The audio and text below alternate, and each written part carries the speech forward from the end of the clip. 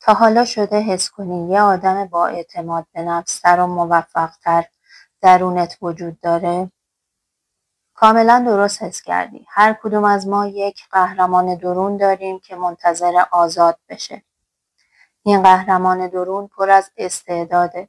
اون آماده است که به اوجهای جدید برسه. اما یک نکته مهم وجود داره. این توی فوق‌العاده یهویی و جادویی ظاهر نمیشه. تلاش میخواد. یک تصمیم آگاهانه برای تغییر میخواد. مثل یک مجسمه ساز که کم کم سنگ رو تراش میده تا یک شاهکار خلق کنه. ما هم باید باورهای محدود کنندمون رو کنار بذاریم. ما باید با تغییر ذهن خودمون رو متحول کنیم. یعنی الگوهای فکری قدیمی و منفی رو رها کنیم و یک طرز فکر مثبت و جدید رو بپذیریم. یعنی انتخاب کنیم که خودمون رو جوری ببینیم که خدا میبینه. توانا، قوی و ساخته شده برای موفقیت‌های بزرگ. به دگردیسی شگفت‌انگیز یک پروانه فکر کن. این یک مثال خیلی خوب برای رشد شخصی ماست. کرم شاید توی ظاهر فعلیش گیر کرده باشه، اما درونش یک اتفاق شگفت‌انگیز داره میفته. یک دگردیسی کامل رو داره تجربه میکنه و آماده میشه که به شکل یک موجود زیبا و آزاد ظاهر بشه. درست مثل کرم ما هم مراحل رشد خودمون رو طی میکنیم. ممکنه با چالش‌ها و شکست‌هایی روبرو بشیم. زمانهایی که حس میکنیم گیر کردیم یا میترسیم یا با موانعی روبرو میشیم. اما اینها فقط فرصت‌هایی هستند برای اینکه خود قدیمیمون رو کنار بذاریم و پتانسیل واقعیمون رو بپذیریم.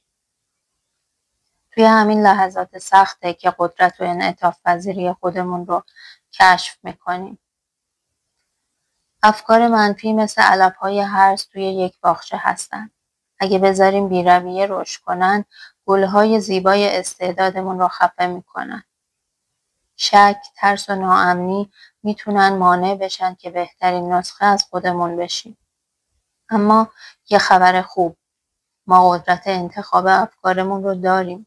اگه به جای اینکه روی افکار منفی تمرکز کنیم، روی جملات تأکیدی مثبت تمرکز کنیم. به خودتون بگید که قوی، توانا و لایق موفقیت هستید.